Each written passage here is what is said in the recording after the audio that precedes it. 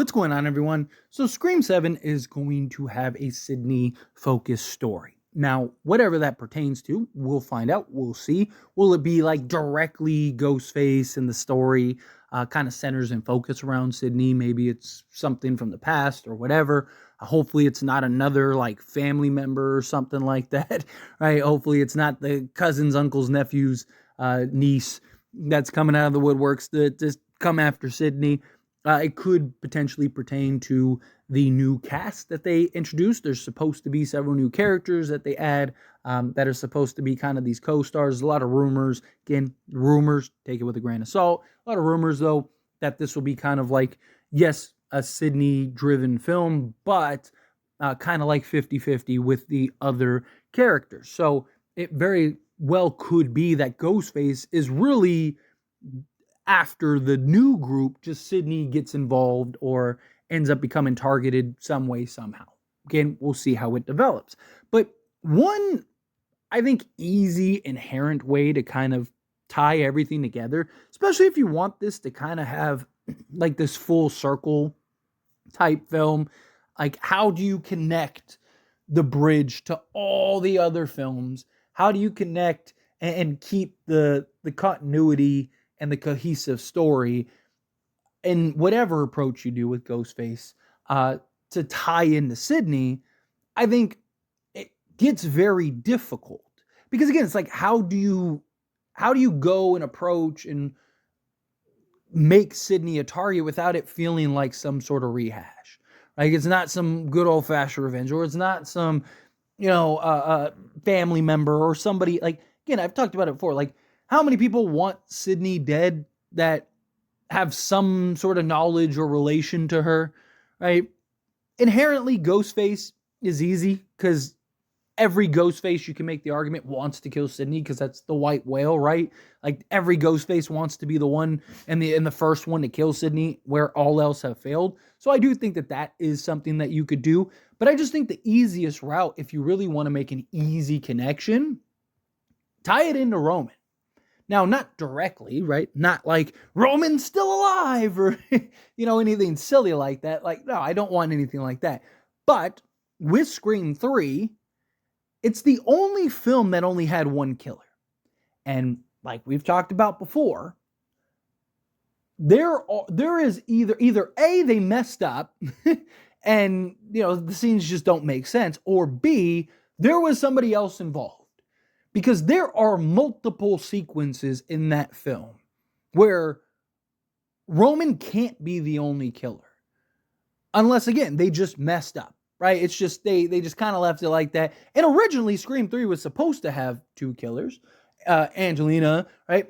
So, to me, you could go the Angelina route, right? Where it's just like, oh, because that whole death sequence was just really odd. And the way Ghostface just drags her away instead of just leaving her like everyone else. So you could have this kind of like, oh, she never really died, right? Her real name wasn't even Angelina Tyler. It was all just this fake facade type thing. Like, because originally she was supposed to be a classmate of Sid's and stuff, and they were going to tie it in.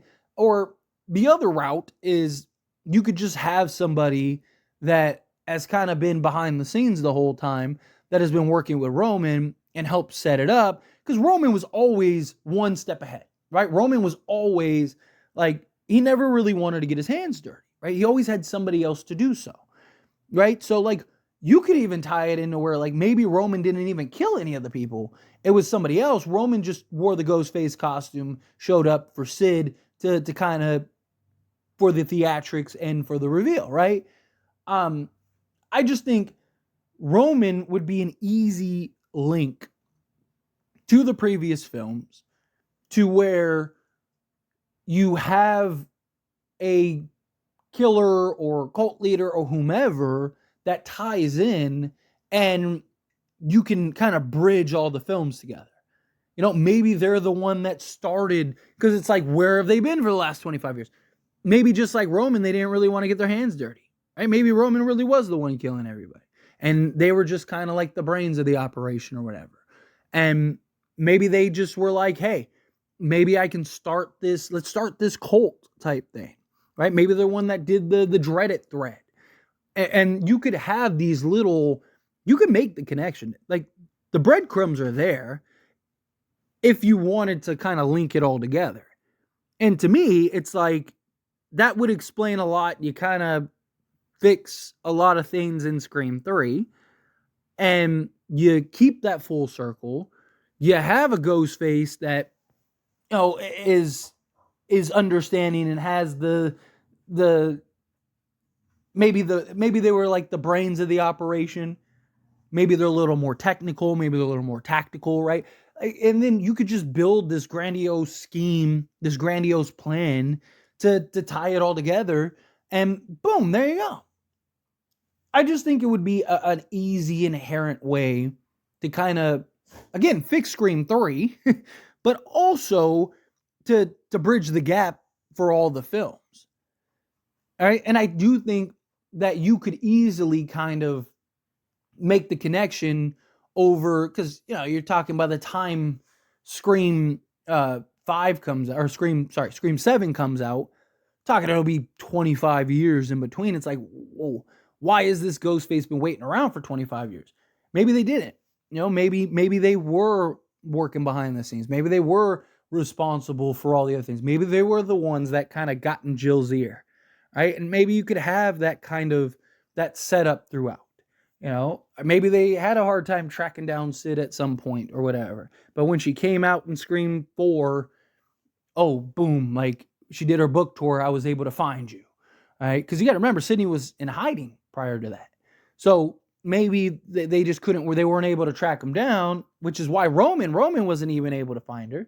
So, maybe after Roman died, Sidney goes off into hiding still, and Ghostface wasn't able to find her. She pops out in Scream 4, right? And it's like, oh, now I finally know, but I can't just like show up and be like, oh, hey, because then it'll ruin everything. So let me see if I can convince some other Ghostface to go after her. Maybe I can convince some other killers to target her, right? And maybe you kind of, again, have this like full circle thing. I think that's something that could really be easy. It would tie in with Gail, tie in with Sidney, would explain why this killer is after them. The accomplices could be after the new characters, and you just kind of have everything. You have basically everything tied in, everything nicely wrapped in a bow. And like I said, you have the kind of breadcrumbs in the previous films. You can explain that person kind of working behind the scenes over the last, 20 years or whatever. It's like, oh, well, why did it take so long? Well, for 11 years, Ghostface couldn't even find Sidney until she came public and wrote her book tour and went on her book tour. Then I was able to find her and track her down, right? And then at that point, I couldn't just show up. She had Kincaid, who was a detective and all that stuff. So, like, I had to be methodical. I had to be calculated. How do I correct where everyone else messed up? Okay, well, let me see this through. And you kind of just keep building the story that way. And I don't know. I again, it's just a thought, right? It's just a thought in my head. I was like, oh, you could have the connection be Roman, and boom. I think that's an easy in for this Scream film. But also with Kevin Williamson, that's something else that that just literally popped in my head. Kevin Williamson, him and his connection to Scream 3 and kind of like what he had envisioned and what he originally wanted to do and all that stuff. So again, that adds another layer to it. But anyway, as always, this is a discussion. I pass a question on to you. Let me know your thoughts and opinions down in the comments below. What do you think? How do you feel? Do you like the idea of Roman, like the Roman connection? Again, not Roman himself, but a killer, an accomplice that was there from the beginning that ties in. Do you think, no, that'd be a little silly? I think you can make it work, right? Again, I do think that there are the kind of breadcrumbs sprinkled throughout. I think that there are things that you can take that you kind of just almost were throwaway things that you can kind of use to highlight, to make it make sense, right?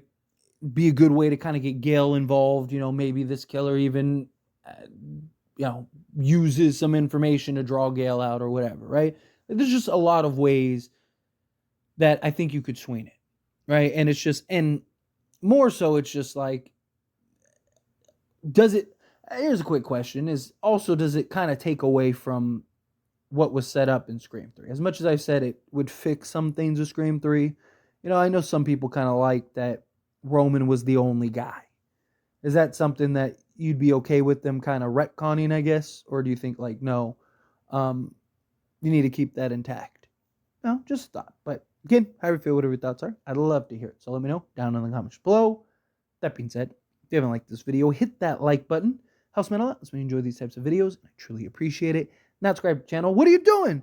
Hit that subscribe button. Turn on the bell notifications. Appreciate y'all. See you in the next one.